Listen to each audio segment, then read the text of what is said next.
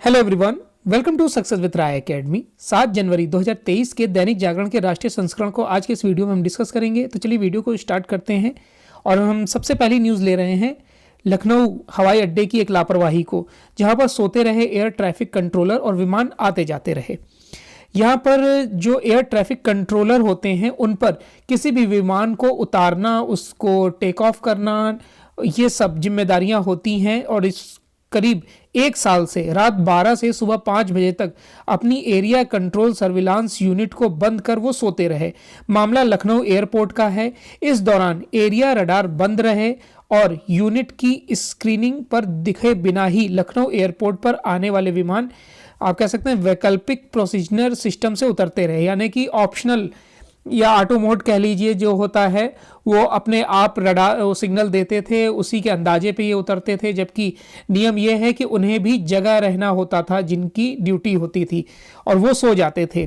ये मामला पूरा संज्ञान में आया है। इसके बाद से जांच की गई और 21 लोगों को इसमें हटा दिया गया है। टोटल 37 एयर कंट्रोलरों को नोटिस जारी किया गया है और ये बहुत बड़ी लापरवाही का नतीजा देखने को मिला है।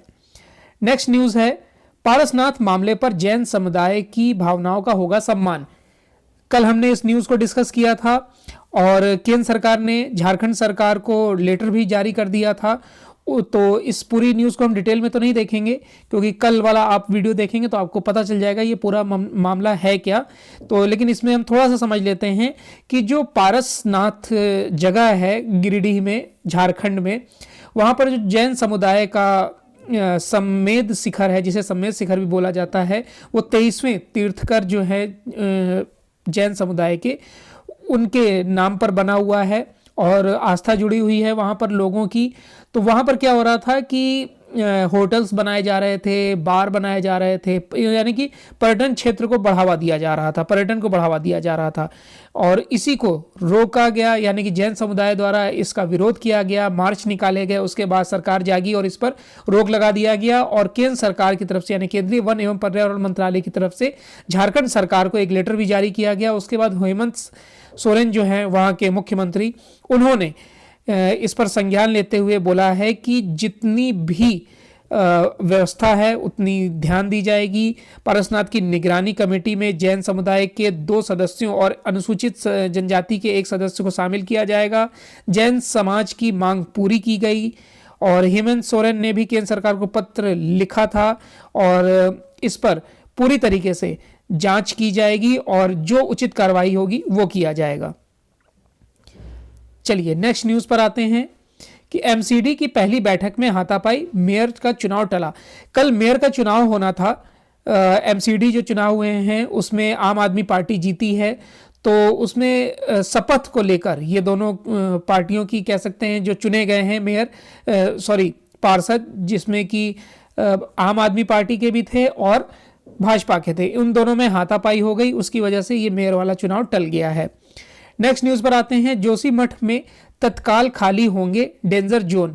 आपको पता होगा कि उत्तराखंड का जो जोशीमठ इलाका है, क्षेत्र है, वहाँ पर ज़मीन जो है वो धंस रही है। इसकी वजह से कई मकान या तो धंस रहे हैं या फिर उसमें दरार पड़ रही है। संकटग्रस्त जितने भी परिवार हैं उनको बचाने और राहत का काम जो है वो युद्ध स्तर पर हो रहा है, ऐसा बोला है मुख्यमंत्री पुष्कर सिंह धामी ने। उन्होंने शुक्रवार को सचिवालय में उच्च अधिकारियों के साथ बैठक भी की और जोशीमठ की स्थिति, जो वहाँ पर बीच में दरार पड़ गई है जोशीमठ में, उसकी भी समीक्षा बैठक करी है। उन्होंने तत्काल डेंजर जोन खाली कराने व सुरक्षित स्थानों पर अस्थायी पुनर्वास केंद्र बनाने का निर्देश भी दिया है, यानी कि जो लोग हैं जो सेंसिटिव जोन में आ रहे हैं लोग, एरिया, उनको वहां से लोगों को हटाकर सुरक्षित स्थान पर पहुंचाने का काम युद्ध स्तर पर किया जा रहा है। नेक्स्ट न्यूज पर आते हैं, वैश्विक चुनौतियों के बावजूद 7% रहेगी विकास दर। देखिए, वैश्विक स्तर पर जो उथल-पुथल मची हुई है कोरोना काल से, तो उसकी चुनौतियों को चालू वित्त वर्ष में यानी कि 2022-23 में जो भारत की विकास दर है उसको 7% के अनुमान के तहत आंका गया है। यह विकास दर हासिल होती दिख भी रही है और इसमें जो महत्वपूर्ण जो योगदान होगा वो होगा कृषि सेक्टर का और सर्विस सेक्टर का, यानी कि ये 2 क्षेत्र जो है वो ही 7% की विकास की जो रफ्तार है वो दिला सकती है। चालू वित्त वर्ष के पहले 8 महीनों में विभिन्न आर्थिक गतिविधियों का मूल्यांकन के आधार पर ही एनएसओ यानी कि राष्ट्रीय सांख्यिकी कार्यालय की तरफ से शुक्रवार को यह अनुमान जारी किया गया है। एनएसओ ने यह अनुमान जारी किया गया है। अब इसमें जो पिछले साल से फरवरी से युद्ध छिड़ा हुआ है रूस और यूक्रेन का, उसके बाद कच्चे तेलों की जो कच्चे तेल का संकट आया, पहले तो प्राइस हाइक हुआ उसका, उसके बाद फिर उसमें कुछ गिरावट देखने को मिली, फिर रूस से उन्होंने इस पर मांग करी कि किस तरीके से हम सस्ते दामों पर कच्चा तेल खरीदेंगे। वैश्विक स्तर पर खाद्य और ऊर्जा संकट, बड़ी अर्थव्यवस्था के में मंदी की आहट जैसे चाइना, जापान, अमेरिका, फ्रांस, इन सब कंट्रीज में जो मंदी देखने को मिल रही है उसका भी प्रभाव भारत की मंदी पर देखने को मिल सकता है, भारत की अर्थव्यवस्था पर देखने को मिल सकता है। भारत की जो अनुमानित विकास दर है उसको 7% से कम भी किया है कुछ एजेंसियों ने। अगर हम जैसे बात करें आरबीआई और आईएमएफ ने, तो चालू वित्त वर्ष के लिए जो भारत की विकास दर है उसे 6.8% बताया है। वहीं पर नोमुरा ने तो 6.6% बताया था और प्रति व्यक्ति की जो आय है वो 5.8% की बढ़ोतरी बताई थी। अगर हम बात करें चालू वित्त वर्ष में, तो इसमें जो प्रति व्यक्ति आय है वो देखिए यहाँ पर दी गई है कि 1,13,967 रुपए हो जाएगी और पिछले वित्त वर्ष में प्रति व्यक्ति आय 1,07,670 रुपए हो जाएगी। अगर चालू वित्त वर्ष में कुल जीडीपी की बात करें तो 1,57,60,367 करोड़ रुपए रहने का अनुमान इसमें जताया गया है। चलिए नेक्स्ट न्यूज पर आते हैं। सरकार न्यायिक नियुक्तियों में तय टाइमलाइन का पालन करे, एजी। अब देखिए, आपको कई बार न्यूज में बताया गया है कि ये जो कोलोजियम प्रणाली है वो होती क्या है। कोलोजियम प्रणाली ये होती है, जैसे डीवाई चंद्रचूड़ जो अभी समय चीफ जस्टिस ऑफ इंडिया है यानी सीजेआई हैं, तो वो ही अपने उत्तराधिकारी का नाम भारत सरकार के पास भेजेंगे कि आप इन्हें नेक्स्ट सीजेआई बनाइए। अगर भारत सरकार इस नाम को नकार देती है और फिर डीवाई चंद्रचूड़ यानी कि जो उस समय वर्तमान सीजेआई होंगे, उन्होंने दोबारा इस नाम को भारत सरकार के पास यानी केंद्र सरकार के पास भेजा, तो केंद्र सरकार इस नाम को नकार नहीं सकती है, यानी कि बाध्यता हो जाएगी उनको इस नाम की मानने के लिए। सिंपल भाषा में पहलवान का बेटा पहलवान बनेगा, वकील का बेटा वकील बनेगा, तो उत्तराधिकारी भी वही बनेगा जिसे चीफ जस्टिस ऑफ इंडिया बोलेंगे। सिंपल भाषा में इसे आप समझिए। तो यही एक प्रणाली चल रही है जिस पर 104 नामों की सिफारिश भेजी गई थी, उसमें से 44 नामों को अभी तक मंजूरी नहीं दी गई है। उस पर ये जो अटॉर्नी जनरल वेंकट रमनी है उन्होंने वक्तव्य दिया कि जल्द ही यानी कि 1-2 दिन में 44 नामों को भी फाइनल कर लिया जाएगा। हालांकि जस्टिस संजय किशन कौल और एएस ओका ने कोलोजियम की सिफारिशों को सरकार द्वारा लंबे समय तक दबाए रखने का मुद्दा उठाने वाली याचिकाओं पर सुनवाई के दौरान कई महत्वपूर्ण बातें कही। उन्होंने कहा कि अगर जब तक ये इसमें कोई चेंजमेंट नहीं होता है, यानी कि कोलोजियम वाला जब तक कानून बना हुआ है, तब तक सरकार को इसमें कोई भी करेक्शन नहीं करना चाहिए और तय समय सीमा के अंदर इसकी नाम को जांच करके उसको आगे बढ़ा देना चाहिए, यानी उसकी नियुक्ति कर देनी चाहिए। तो जब तक नियम नहीं बदलता है, कानून नहीं बदलता है, तब तक तो सरकार को इसका पालन करना चाहिए, ऐसा बोला गया है। तो अब देखिए, हालांकि जो हमारे कानून मंत्री हैं किरण रिजिजू, उन्होंने कई बार इशारा किया है कि इस कोलेजियम नीति को अब बदलने की जरूरत है। नेक्स्ट न्यूज है, इंदिरा पॉइंट पहुंच रक्षा मंत्री ने हिंद प्रशांत क्षेत्र में भारत की मजबूती का दिया संदेश। अरुणाचल प्रदेश जाकर जो पूर्वी सीमाओं की सुरक्षा स्थिति जांचने के बाद रक्षा मंत्री राजनाथ सिंह ने शुक्रवार को देश की दक्षिणी समुद्री सीमा इंदिरा पॉइंट पर पहुंचकर सुरक्षा की समीक्षा की। अंडमान निकोबार यात्रा के दूसरे व अंतिम दिन राजनाथ ने रक्षा तैयारियों की गहन समीक्षा के साथ वहां तैनात सैनिकों को राष्ट्रीय हितों की रक्षा में सजग रहने के लिए प्रोत्साहित भी किया। रक्षा मंत्री ने यहां स्थापित देश के इकलौते संयुक्त सैन्य कमान का दौरा किया, वरिष्ठ अफसरों के साथ बैठक की, संयुक्त कमान के कार्य संचालन की समीक्षा भी की। इसमें आगे रक्षा मंत्री ने बैठक के लिहाज से मायने रखती हुई तीनों सेनाओं को बेहतर समन्वय के लिए एक संयुक्त थिएटर कमान बनाने का प्रस्ताव भी यानी कि विचार जाहिर किया। नेक्स्ट न्यूज है, गरीब देशों को कर्ज से निपटने की तरकीब सिखाएगा भारत। दुनिया में जितने भी गरीब देश हैं या फिर विकासशील देश हैं, उन्हें अगर हम कूटनीतिक भाषा में बोलें तो ग्लोबल साउथ कहते हैं। उसकी अगुवाई करने का दम भारत ने फिर से दिखा दिया है। इस क्रम में भारत 12 और 13 जनवरी को इन देशों के लिए का विशेष वर्चुअल सम्मेलन यानी कि voice of global south summit करने जा रहा है। ये आप लगभग इसमें शामिल होंगे 120 देश, यानी कि आमंत्रण तो 120 देशों को भेजा गया है। अब देखिए इसमें कितने देश शामिल होते हैं, और इसमें टोटल 10 सेशन होंगे। 10 सेशन में पहले सेशन और अंतिम सेशन की अध्यक्षता प्रधानमंत्री मोदी करेंगे। बाकी सेशंस की जो अध्यक्षता है वो मंत्री स्तरीय बैठक होंगी। और विदेश सचिव जो हैं हमारे विनय कुमार क्वात्रा, उन्होंने सम्मेलन की तैयारियों की जानकारी देते हुए कहा कि कम विकसित व विकासशील देशों की जरूरतों को पूरा करने में भारत कभी पीछे नहीं हटा है। इस सम्मेलन में भारत गरीब देशों को कर्ज से निपटने का तरीका बताएगा। उन्होंने कहा कि भारत की कोशिश है कि ग्लोबल साउथ माने जाने वाले देशों के हितों को बेहतर सामंजस्य बनाते हुए उनकी स्थिति को सुधारा जाए।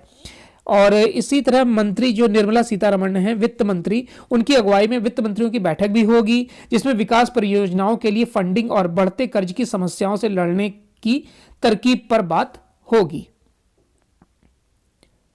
नेक्स्ट न्यूज पर आते हैं।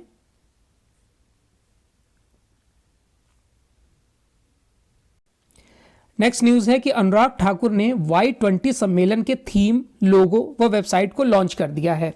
ये युवा मामले व खेल मंत्री अनुराग ठाकुर ने गुरुवार को Y20 सम्मेलन इंडिया की थीम, लोगो और वेबसाइट को लॉन्च कर दिया। उन्होंने कहा कि शिखर सम्मेलन युवाओं और दुनिया को भारत के विकास के तौर पर एक नए तरीके से देखेगा, और उन्हें विश्वास है कि Y20 को अवसर की तरह इस्तेमाल किया जाएगा। युवाओं की जो G20 की प्राथमिकताओं पर विचार करने के लिए प्रेरित और आमंत्रित करता है। भारत पहली बार Y20 समिट की मेजबानी कर रहा है। बाली के वार्षिक शिखर सम्मेलन में भारत ने G20 की अध्यक्षता ग्रहण की थी। इस वर्ष 30 नवंबर तक, यानी 30 नवंबर 2023 तक भारत के पास अध्यक्षता का अधिकार है। G20 के विभिन्न समूहों की बैठकें भी इसी माह शुरू होंगी। भारत की जिम्मेवारी दुनिया भर के युवा नेताओं को एक मंच पर लाना है, चर्चा करना और बेहतर भविष्य का एजेंडा तैयार करना है। दिल्ली में Y20 समिट का कंटेनर रेंजर कार्यक्रम 2 सत्रों में हुआ। पहले सत्र में Y20 के लोगो, वेबसाइट और थीम का विमोचन किया गया था।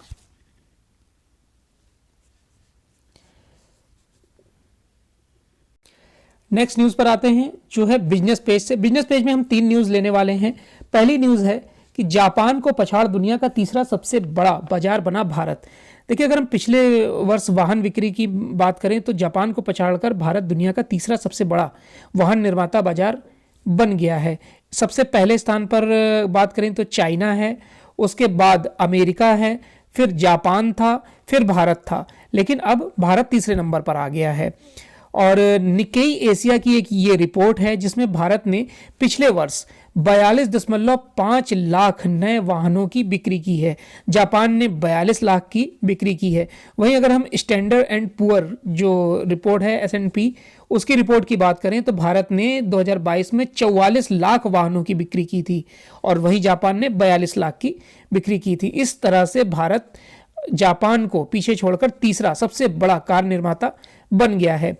हालांकि इसमें अभी आंकड़े और संशोधित होंगे, क्योंकि जो निक्केई की एशिया रिपोर्ट है उसमें ये बताया गया है कि भारत में जो वाहन बिक्री की संख्या इसलिए बढ़ सकती है क्योंकि टाटा मोटर्स और अन्य जो वाहन निर्माता हैं जैसे किया हो गई, हुंडई हो गई, उन्होंने अभी तक 2022 की चौथी तिमाही के वाणिज्यिक वाहनों की बिक्री का आंकड़ा अभी जारी नहीं किया है, यानी कि ये आंकड़ा अभी और बढ़ सकता है।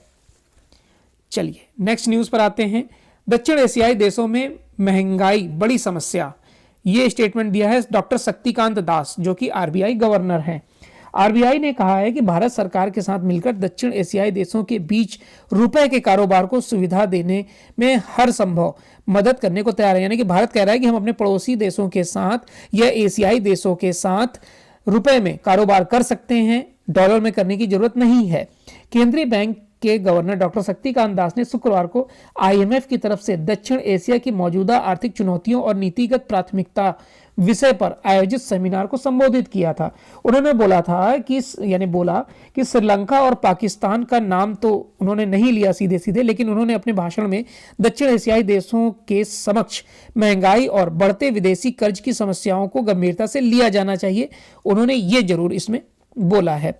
उन्होंने ये भी बोला कि जिस तरीके से भूटान और नेपाल के साथ भारत यूपीआई स्टार्ट कर चुका है, और भी देशों के साथ यूपीआई स्टार्ट किया जाना चाहिए। भारत ने डिजिटल करेंसी जारी की है, तो अन्य देशों के साथ डिजिटल करेंसी में भी व्यापार हो सकता है, और यही जो व्यापार है वो विश्व समुदाय के साथ भी होना चाहिए। यानी कि जो विश्व के देश हैं जो WTO में हैं, वर्ल्ड ट्रेड ऑर्गेनाइजेशन में हैं, उन्हें अपनी डिजिटल मुद्रा में व्यापार करना चाहिए, और तभी हम एक समान अर्थव्यवस्था की तरफ बढ़ सकते हैं। तो यूपीआई आपको पता होना चाहिए कि भूटान और नेपाल के साथ समझौता हुआ है। यूपीआई आप भी यूज़ करते होंगे, उसका फुल फॉर्म होता है यूनिफाइड पेमेंट्स इंटरफेस, और ये 11 अप्रैल 2016 को लॉन्च किया गया था। अगर हम सिर्फ 2022 की बात करें तो 2022 में यूपीआई का इस्तेमाल 3% बढ़कर 6.78 अरब हो गया है। चलिए नेक्स्ट न्यूज़ पर आते हैं। ओपीएस लागू करने से वित्तीय संकट में फंस सकते हैं राज्य। ओपीएस मतलब ओल्ड पेंशन सिस्टम। जो योजना आयोग के उपाध्यक्ष थे मोन्टेग सिंह अहलूवालिया, उन्होंने बोला है कि अगर इसे लागू कर रहे हैं आप, जिन राज्यों ने लागू किया है उसकी उन्होंने आलोचना की। जिन राज्यों ने लागू किया है जैसे राजस्थान, छत्तीसगढ़, झारखंड और पंजाब की आप सरकार ने इन सबको, और जो हिमाचल प्रदेश में कांग्रेस की सरकार बनी है उन्होंने भी पुरानी पेंशन स्कीम को लागू कर दिया है। तो वो एक स्टेटमेंट, ये जो उन्होंने स्टेटमेंट दिया है वो ऑब्जर्वर रिसर्च फाउंडेशन के कार्यक्रम में दिया, और उन्होंने बोला कि आप ये जो पुरानी पेंशन स्कीम चला रहे हैं उसमें शुरुआत के दिनों में तो आपको इसका असर नहीं दिखाई देगा, लेकिन लंबे समय में आपको ये जो सिस्टम है आपके राज्य को दिवालिया कर देगा, यानी कि खोखला कर देगा। तो इस पुरानी पेंशन सिस्टम को हटाना चाहिए, और जो कम करदाता हैं, जिनकी मतलब आय बहुत सीमित है, मध्यम परिवार में आते हैं, मध्यम वर्गीय में, उनको एक अलग टैक्स स्लैब के तहत जोड़ा जाए, ऐसा उन्होंने मांग की है। चलिए नेक्स्ट न्यूज़ पर आते हैं, जो है इंटरनेशनल पेज से, जहां पर बताया गया है कि नहीं माना यूक्रेन, टूट गया युद्ध विराम। मतलब रूस ये कह रहा था कि जिन राज्यों को या जिन क्षेत्रों को उसने जीता है यूक्रेन से, वो रूस में शामिल अगर उसको कर देगा यूक्रेन, तो ये युद्ध विराम जारी हो जाएगा, जिसको यूक्रेन ने नहीं माना, और ये युद्ध विराम फिर से टूट गया, और रूस ने फिर ताबड़तोड़ रॉकेट से हमला करके यूक्रेन को दहला दिया है। आपको अगर पूरा मामला ये पता नहीं है कि यूक्रेन और रूस का युद्ध हो क्यों रहा है, तो मैं बता दूं कि देखिए, नाटो एक संगठन है, सैन्य संगठन है, उसमें 30 देश हैं। यूक्रेन उसमें शामिल होने वाला था। अगर यूक्रेन उसमें शामिल हो जाता तो संख्या हो जाती 31। नाटो का मतलब है कि अगर किसी देश ने इन 30 में से किसी देश पर आक्रमण किया तो वो टोटल पूरे 30 देश मानेंगे कि उन पर आक्रमण हो गया है, और 30 देश की सेनाएं अपने विपक्षी पर हमला बोल देंगी। रूस विरोध कर रहा था इसका कि यूक्रेन को नाटो में शामिल नहीं होना चाहिए। हालांकि जो अमेरिका है, ब्रिटेन है, इन लोगों ने यूक्रेन को, आप कह सकते हैं कि बहका दिया कि आप युद्ध करिए, आप हम में शामिल होइए, हम आपको सपोर्ट करेंगे। यूक्रेन उनकी बातों में आ गया, और उसने, हालांकि हस्ताक्षर तो नहीं हुए, लेकिन बात चल रही थी, और तब तक ही रूस ने आक्रमण बोल दिया। अब जब सिग्नेचर हुए नहीं तो और देश की सेनाएं तो नहीं आ सकती हैं, इसलिए वे बाहरी तौर पर जितनी भी कंट्री हैं, अमेरिका, ब्रिटेन, फ्रांस, ये सब यूक्रेन को हथियार मुहैया करा रही हैं। तो अब जानमाल का तो बहुत नुकसान हो चुका है, युद्ध विराम होना चाहिए। नेपाल में संसद सत्र 9 से प्रचंड विश्वास मत प्राप्त करेंगे, यानी कि 20 नवंबर को हुए चुनाव में उन्होंने जीत तो हासिल कर ली है, और जो पुष्प कमल दहल प्रचंड हैं उन्हें 9 जनवरी को अब विश्वास मत हासिल करना होगा, और वो कर भी लेंगे, क्योंकि 169 लोगों की संसद में उनके पास 138 मत हैं। नेक्स्ट न्यूज पर आते हैं। यूएन शांति मिशन में भारत ने अबेई में तैनात की महिला शांति रक्षकों की प्लाटून। संयुक्त राष्ट्र शांति स्थापना में सबसे ज्यादा योगदान देने वाले देशों में शामिल भारत ने अब अबेई में महिला शांति सैनिकों का एक प्लाटून तैनात किया है। भारत ही पहला देश है जिसने 2007 में लाइबेरिया में पहली बार शांति सैनिकों के रूप में महिलाओं की टुकड़ी तैनात की थी। नेक्स्ट न्यूज है कि 2022 में सर्वकालिक उच्च स्तर पर पहुंचा विश्व खाद्य मूल्य सूचकांक। रूस यूक्रेन युद्ध के चलते आपूर्ति की चुनौतियां बढ़ने से पिछले वर्ष वैश्विक स्तर पर अधिकांश खाद्य वस्तुओं की लागत ज्यादा रही। इस कारण संयुक्त राष्ट्र यानी कि यूएन की खाद्य एजेंसी खाद्य एवं कृषि संगठन FAO फूड एजेंसी का औसत मूल्य सूचकांक 2022 में रिकॉर्ड उच्च स्तर पर रहा। अंतर्राष्ट्रीय मूल्यों पर नजर रखने वाले FAO का खाद्य मूल्य सूचकांक पिछले वर्ष 143.7 अंक पर रहा। शुक्रवार को जारी सूचकांक में 2021 के मुकाबले 14.3% की वृद्धि रही इसमें। तो ये आज का 7 जनवरी 2023 का दैनिक जागरण का राष्ट्रीय संस्करण था। आई होप आपको वीडियो अच्छा लगा होगा। अगर वीडियो अच्छा लगा हो तो लाइक और शेयर कर दीजिएगा। वीडियो देखने के लिए धन्यवाद।